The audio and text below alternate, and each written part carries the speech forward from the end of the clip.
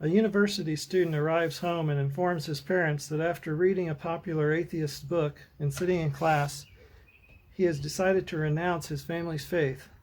His mother, particularly, is shattered by the news. The father struggles to engage his son in dialogue, but to no avail. The deepening grief causes them to distance themselves from their son. When the game of silence does not work, the mother is plunged further into depression and despair. The grandparents become involved, watching in anguish as beliefs that have been held dear in the family for generations crumble. Before long, this family that was once close and peaceable is now broken and hostile. Although this particular scenario is imaginary, I suspect that in some measure similar scenes have played out more than a few times. Many a young man or woman has repudiated the values intrinsically bound up in the belief in God held dear by their parents and ancestors long before them. College professors tell students that it is time for us as Americans to outgrow our religious beliefs. Their unvarnished hatred for things religious is embellished in strong language and illustrations designed to convince the world that Christians in particular really are buffoons and imbeciles for believing in God. Hi, I'm Alan with today's Seeds of Hope, and I'm reading from a book by Ravi Zacharias, the recently late Ravi Zacharias, called The End of Reason. And I think there's some things in this book that are not only really needful to be heard by potential university kids and students headed for college, but a lot of the things we see going on in our culture and society and world today, he really speaks to those in some of these words. I'd like to read a few more excerpts. Ravi says, I've always found it fascinating how relativists who say they love the idea of tolerance ultimately reveal themselves to be among the most bigoted. They tell us that science has the answers to our questions. Sam Harris, Christopher Hitchens, Richard Dawkins, and a few others call for the banishment of all religious belief. Away with this nonsense is their battle cry. In return, they promise a world of new hope and unlimited horizons. Hey, you can even set up your own country in a major city in the U.S.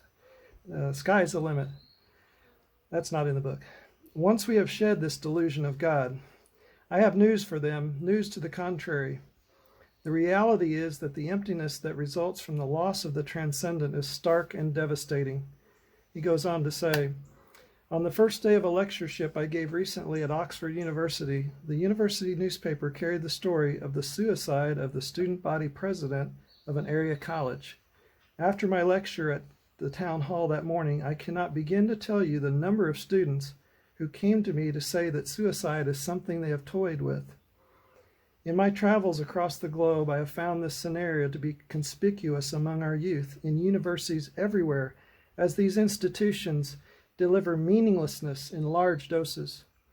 On campus after campus, culture after culture, I have listened for hours to intellectuals, young and old, who testify to a deep-seated emptiness.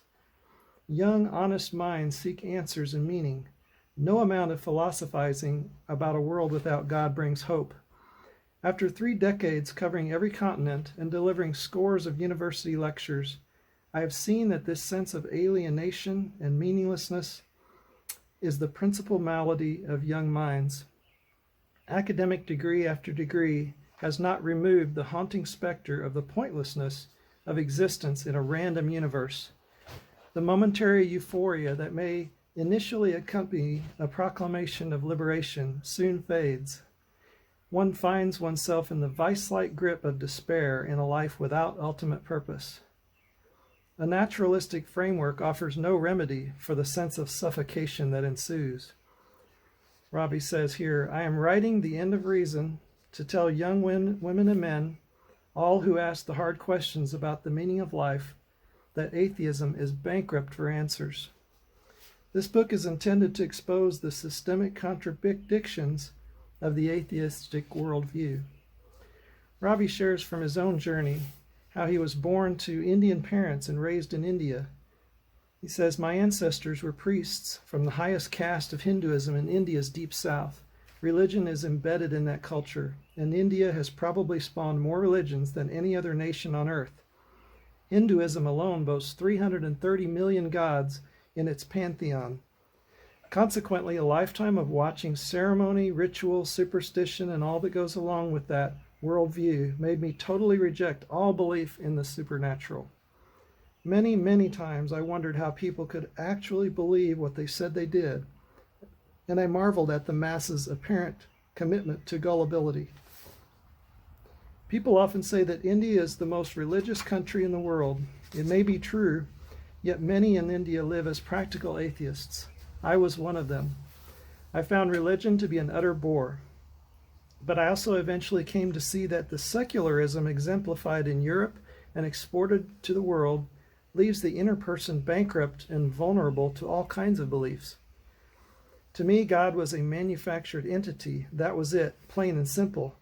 But eventually, belief in a world birthed by accident, a life that has no purpose, morality without a point of reference except for those absolutes that have been smuggled in, well hidden behind the mask of relativism, and death that ends in oblivion, made me prefer the possibility of this oblivion to the sheer weight of the emptiness of a godless world.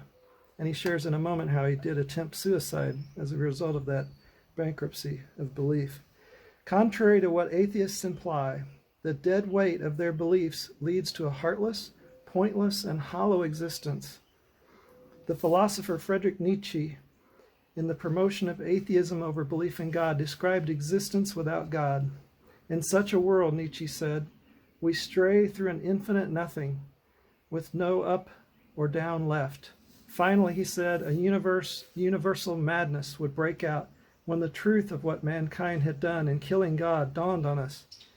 Nietzsche himself spent the last 13 years of his life in the darkness of insanity, while his godly mother watched over him by his bedside.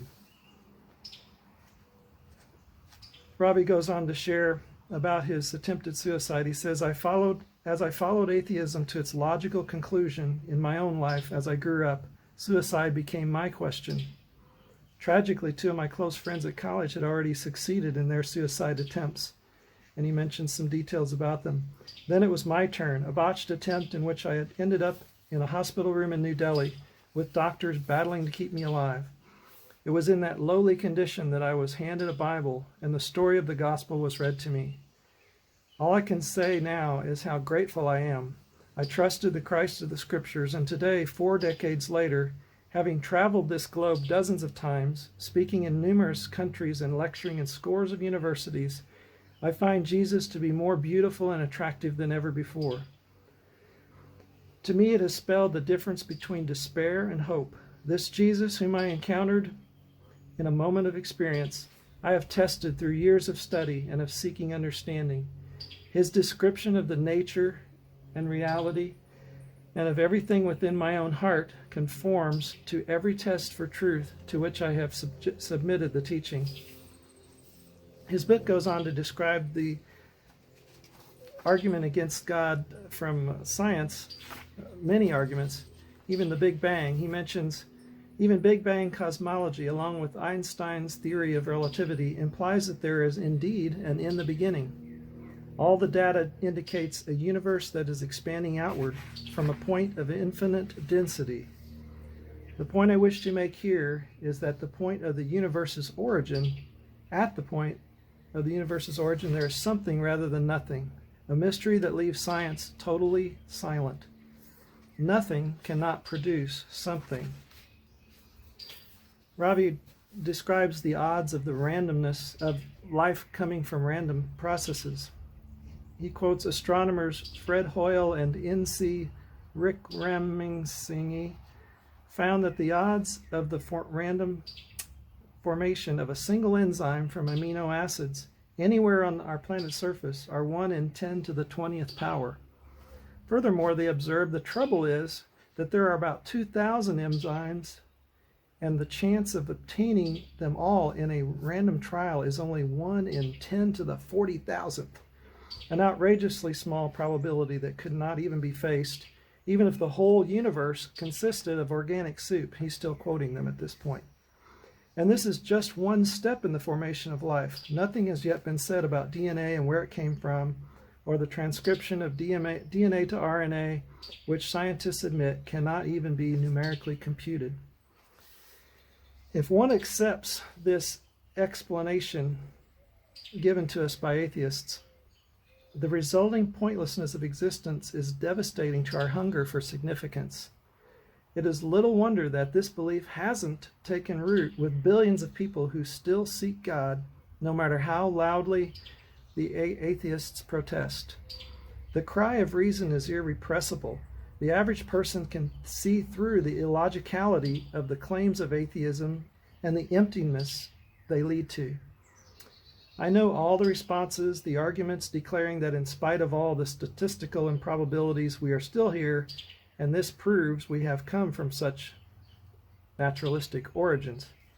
I know this is enough reason for the skeptic, but the assumptions and the deductions they have to make leave us marveling that people who say they believe these things actually do believe them. Deductions, I might add, that you would never make in the lab or in daily living or in the courtroom. In his search for extraterrestrial intelligence, Carl Sagan said all we need is one message with information in it from outer space, and we'd be able to recognize the presence of intelligence.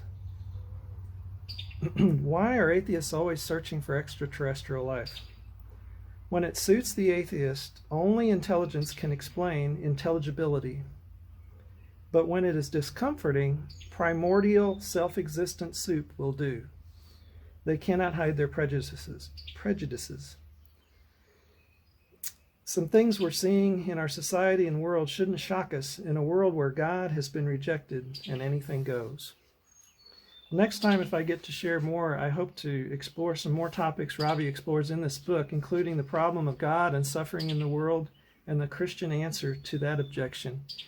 As well as he goes into lengths about how the atheist really has to assume a moral framework in order to disprove ultimate morality and belief in God. I hope you'll tune in, or better yet, pick up a copy of this for yourself or someone you love. Thanks for listening.